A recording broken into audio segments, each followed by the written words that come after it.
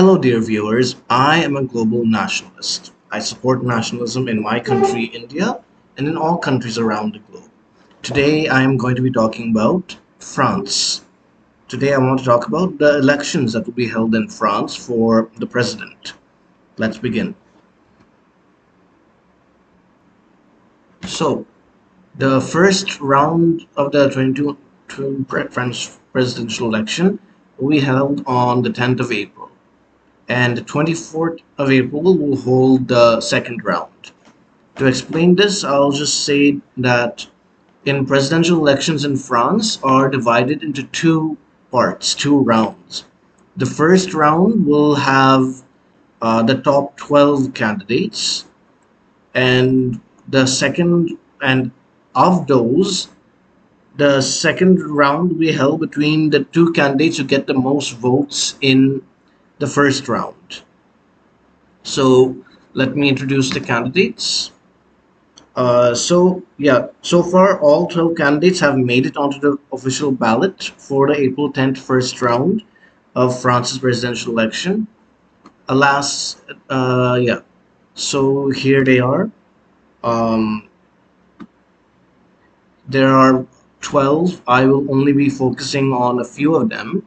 I've determined who to focus on based on the opinion polls. Here they are. I will be focusing on Macron, Marine Le Pen, Melenchon, Zemmour.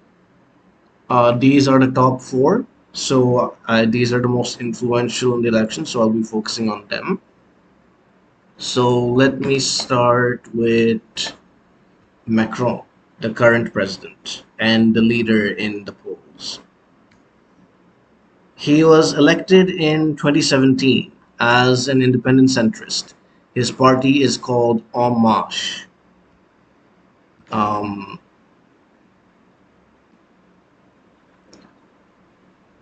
he was he spent 3 years as an investment banker for Rothschild Group before joining the socialist president Francois Hollande as an LSE palace advisor. LSE is, I think, the residence of the president of France in 2012, and earning a promotion to economy minister in 2014.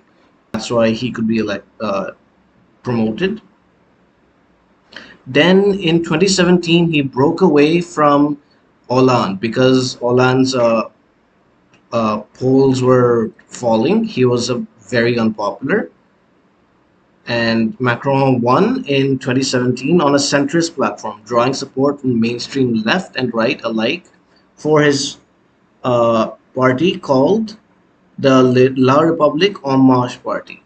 This is, uh, yeah, basically a centrist party which takes from both the left and the right, the mainstream of both, because at that time France was getting divided, beginning to get divided between the left and the right. So he promised to unite and uh, govern for both sides equally. As his present term has gone on, he has tended to govern to the right, courting confrontation during a historically challenging 5 year term. This is a reference to his policies regarding Islamic terrorism.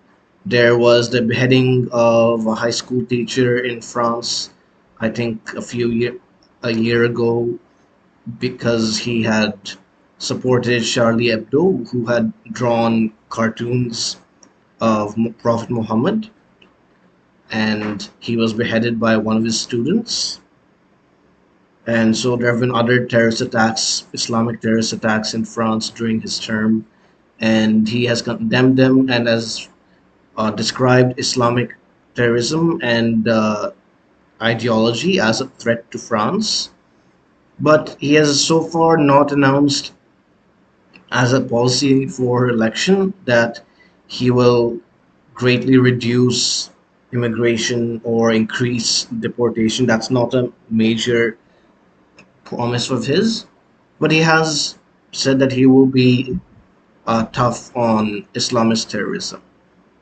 He also had protests by normal French people called the Gilets jaunes or the Yellow Vest protests. These were huge strikes against pension reform, the COVID-19 pandemic, yes, and the against pension reform and gas prices rising and various others. Now, what I learned from alternative media is that those protests were actually peaceful, and the people there were not radicals as was portrayed by the mainstream French and Western international media. And at first, Macron dismissed them, but later, when they continued to grow, he started speaking to them. But by then, his popularity had already suffered, and his poll ratings had decreased. Then the COVID-19 pandemic came on, and this at first saw his rise in ratings as people turned to him and were at first high approval of his handling of the crisis. Then, the most recent crisis for him is on the international stage, which is Russia's invasion of Ukraine. Now, what's happened here due to Russia's invasion of Ukraine is that he has seen a bump in his polling. Just one second. Here, from in February and January, we can see that his approval was around 25, 24%. Basically static in the mid 20s. It fell sometimes to 23%, and before that, it was in the lower at 24 or the lower 20s. So he was not exceedingly popular and was facing some negativity. But after um, in the week of the 22nd of Feb, from 22nd to 25th, when Russia began their invasion, his polling increased from 24 to 26 to 28 and 27, and now in March he's been at 20, started at 28, went as high as 31, 33, and eventually settled at the late 20s, 28, 27, 29. This shows that although there is a lot of dissatisfaction with him, people are turning to him in this moment of crisis because they think that he can guide them through it because he's the president. And this is called in political pundits as the rally around the flag effect, wherein during a war or a crisis, a national crisis, people rally around the leader of the country to guide them through it and kind of ignore his other failings. So we can see that happening here. Whether this will continue as the war goes on, especially if Russia starts winning and France starts suffering economic problems, will be interesting to see. I expect that there will be a cooling off of this rally around the flag effect as we get closer to the elections and more domestic concerns take place. But I still think he will be leading the polls. So yeah, that's what I have to say for Macron. As then the next candidate I want to focus on is Marine Le Pen. She is the candidate of the party called the Rassemblement National. She was born into a very political family. Her father was Jean-Marie Le Pen, founded the far-right Front National, and she first won office in 1998 as a regional councillor in northern France before winning election to the European Parliament in 2004 and 2009, and she became the leader of the Front National or the Rassemblement National in 2011. Her father, who founded the party, was very anti-Semitic, would and not anti-Semitic, but he would espouse conspiracy theories that showed Jews in a bad light. Although I don't think there have been any confirmed instances of violence by his party against Jewish French people or outright discrimination. But he did uh, greatly and openly pander to anti-Semitic prejudices amongst the French public, and so he was also considered as a racist, as an out racist. So he was not very popular amongst moderate French voters, who are the majority. And so when Marine Le Pen in 2011 took over the party, she wanted to modernize and demonize the party. She first ran for president in 2012 and earned 17.9% of the first round vote. And in however, she didn't progress to the second round. In 2017, she renamed the National Front, the Front National, to the National Rally. She got 21.3% of the first runoff, and in 2017, she the in the second round where she directly competed with Macron, she got 33.9% of the vote and lost to him. Now, an interesting thing to see is that um, please wait a second. So, in the 2017 elections, in the second round, Macron won greatly by more than 10 million votes and by 66.10% of the vote percentage, and she only got 33.90%. And the opinion polling was pretty much correct that uh, they said that he would get 63, 37, 62, 38. So in the 60s and the 30s, although uh, they got the range wrong. He got a little more than by 66, and she got a little less than what the polls were suggesting. But from the accuracy, the general accuracy of these opinion polls, we can rely on them for this year's elections. That the opinion polls are saying that Macron will have 58% of the vote in the second round, and Le Pen will get 42%. That she right now in the first round is going to hit get 17.5%, while he'll get 28.5%. She's kind of at the late 10s, early 20s. He's at the late 20s and sticking there.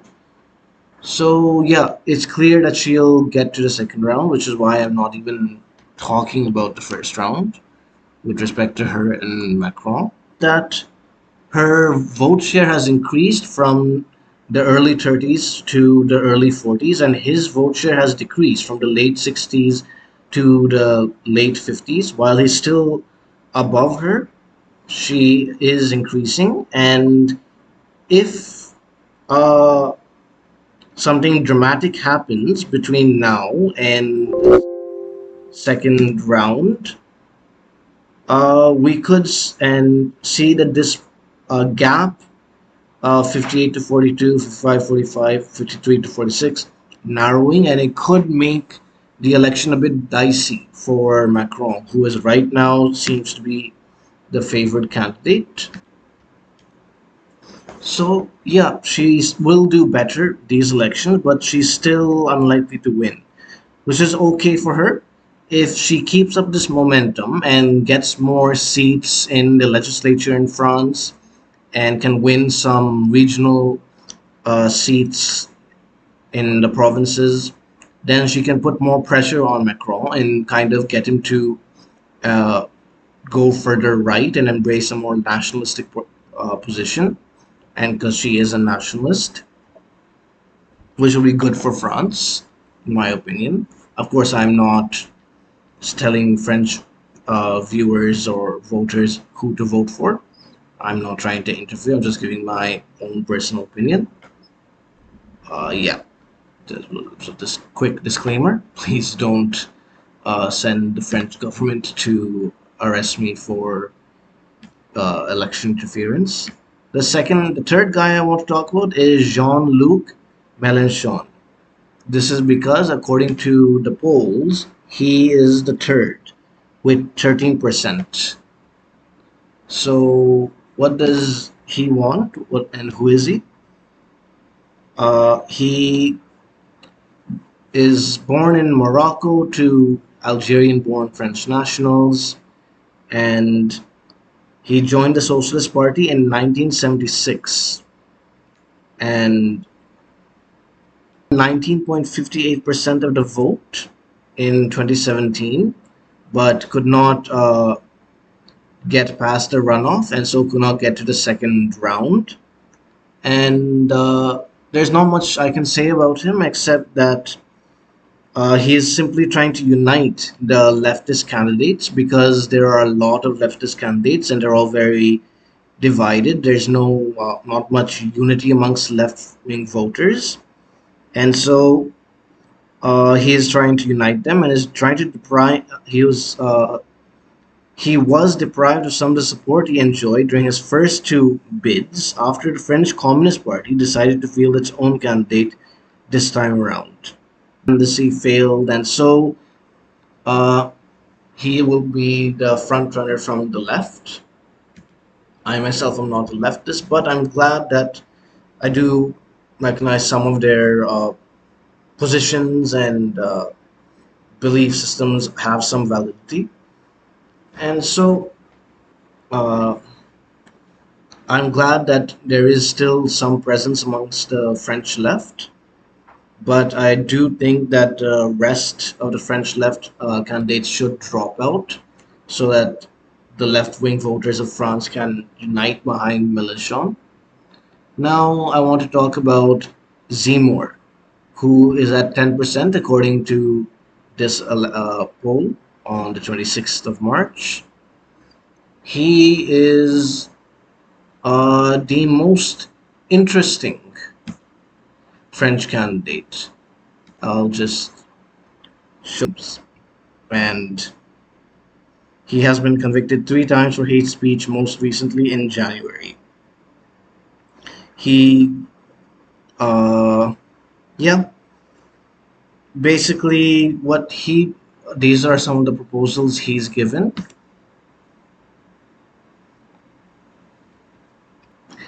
Uh, he wants to establish a ministry of re-immigration to deport immigrants. He said he would meet with leaders in Algeria, Morocco, and Tunisia, where 30% of France's immigrants come from, to negotiate the immigrants' returns. He has been known for making inflammatory comments, and he has seen a rise in popularity. And Politico, the website, calls this a pivot to the right in France, where people are becoming more receptive to far right ideology and anti-immigrant ideology in particular because of the terrorist attacks by Islamists in France. And Zemmour explained that if North African leaders would not agree with him on taking back immigrants, then he would seize their homes in France and block foreigners from sending money through Western Union. He said that those are the ways to put pressure, and he said, however, that he will allow Ukrainians to refugees to come to France if they have family ties to France, but that would not apply to those feeling fleeing violence in Middle East countries. He says this is because there are people who are like us and people who are unlike us. Everybody now understands that Arab or Muslim immigrants are too unlike us and that it is harder and harder to integrate them. I agree with this. France has not been able to integrate Arab or Muslim immigrants, and so if not completely stop immigration from these countries, at least you can reduce them. And I think that he would be less hostile to Russia than the other candidates because he has often spoken in favor of a Russian alliance with France. He has called Russia the most reliable ally, even more than the United States, Germany, or Britain. However, he has condemned Russia's actions in Ukraine, and since the Russian invasion, his support has fallen by 3 to 4% in voter surveys. So, this shows that while many of his supporters agree with him on his immigration policies, they don't completely back him in his foreign policy. So, Eric Zemmour, uh, yeah, he basically his main platform is to reduce immigration and to deport illegal immigrants. Now, in the polls, what we can see is that we can see how that message is being received by the French people. Um, yeah, he's getting 10 to 11%, sometimes 12.5% of the approval of the votes according to the polls, but that's it. He's not going beyond that. This is up to the latest, 28th of March. And before that, he was hitting higher numbers like 13%, but still, there's no real signs that he was a great front runner. However, in February, he was hitting good numbers like 16%, 15%. But as time has gone on, his polling has decreased. It was 16% on 27th to 1st March, and then reduced to 12% and 14.5%. That just one second. Is that his voters are being split between him and Le Pen, who are the main anti-immigration and candidates in the race. And however, I think that if he doesn't progress to the second round, we'll see his votes move over to Le Pen's. Now, whether those votes will be enough to increase Le Pen's votes to the point where she can get more than Macron is hard to tell. And for the other leftist candidate,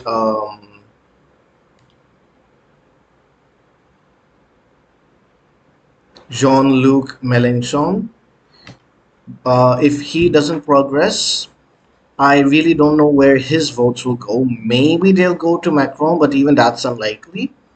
The main reason why is because, according to most polling, there's going to be high levels of abstention in this election, and this is mainly in the working class of France. And according to most elections in France, the working class are the base for the far left and far right parties.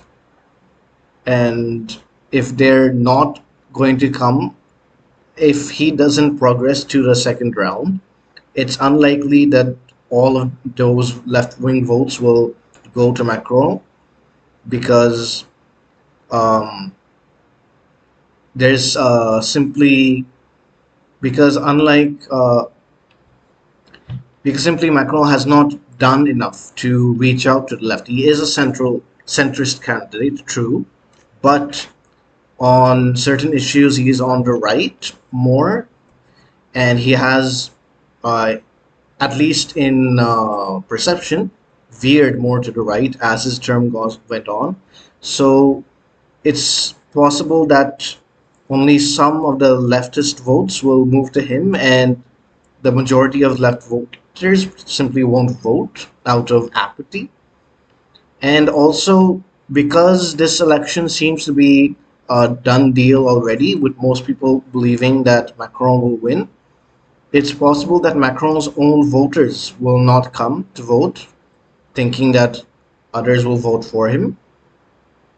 So this might, however, the right-wing voters are very passionate about their candidates, specifically Le Pen and Zemmour, more with Zemmour, who has almost created a cult of personality around himself.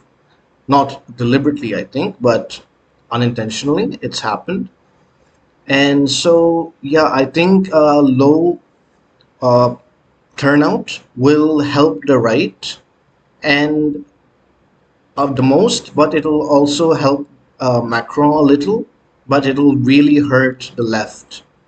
So I think what will happen is that Macron will still win. I don't think that even if Zemmour's votes go to Le Pen, that she'll be able to get enough to beat Macron.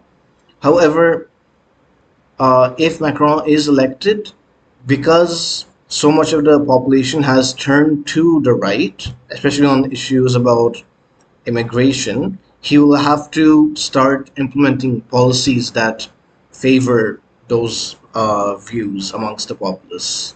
And he will be a bit of a right of center president in his second term. And however, as for the left, I really don't know what will happen to them. I don't know how they will manage to grow and survive in second term of Macron. So yeah, that's what I wanted to say. If you like this video, please let me know in the comments.